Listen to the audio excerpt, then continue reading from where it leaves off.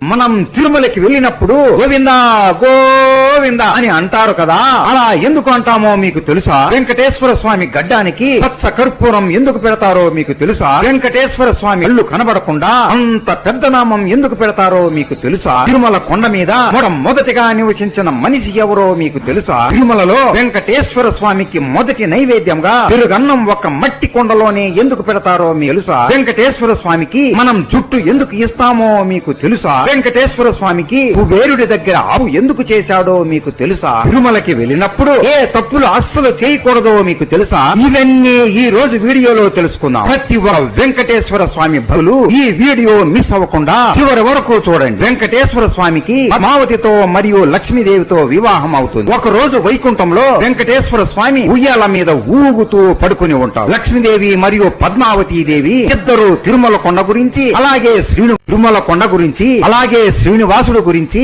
నాకు ఎక్కువ తెలుసు అని పద్మావతి దేవి అంటుంటే, లేదు లేదు నాకే ఎక్కువ ఈ కొండ గురించి అలాగే శ్రీనివాసుడు గురించి తెలుసు అని లక్ష్మీదేవి అంటుంది. అలా వారి ఇద్దరు గొడవ పడుతూ ఉంటారు. అప్పుడు శ్రీనివాసుడు, వామ్మో వీళ్ళు ఇద్దరు మళ్లీ గొడవ మొదలు పెట్టారా, ఇక నేను నిద్రపోయినట్లే అని అనుకుని ఒక ఉపాయం వేస్తాడు. ఆయన నిద్రపోతూ సరదాగా ఒక ఇటుక వేస్తాడు. అంతే, ఒక్కసారిగా వారు ఇద్దరు తిరుమల కొండ గురించి తెలిసిన విషయాలు అన్ని మరచిపోతారు. పద్మావతి మరియు లక్ష్మీదేవి ఇద్దరు పరిగెత్తుకుంటూ శ్రీనివాసుడి దగ్గరికి వస్తారు. స్వామి, మాకు ఈ తిరుమల కొండ గురించి చాలా సందేహాలు ఉన్నాయి, ఒకసారి నిద్రలేస్తారా, మీతో మాట్లాడాలి అని పిలుస్తారు. శ్రీనివాసుడు నిద్ర లెగిసి, చెప్పండి భార్యలు, మీ సందేహాలు ఏంటి అని సరదాగా అడుగుతాడు. అప్పుడు ఇద్దరు ఉయ్యాల మీద కూర్చుంటారు. మొదటిగా లక్ష్మీదేవి ఇలా అడుగుతుంది, స్వామి, తిరుమల ఆలయానికి వచ్చిన ప్రతి ఒక్కరూ గోవిందా గోవిందా అని పిలుస్తారు, దానికి కారణం ఏంటో చెబుతారా అని అడుగుతుంది. శ్రీనివాసుడు ఆ